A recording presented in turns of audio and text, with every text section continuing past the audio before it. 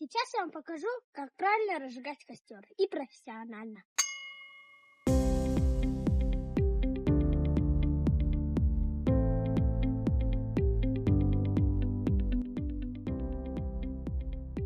Так, сейчас мы зажгем спичкой бумажку.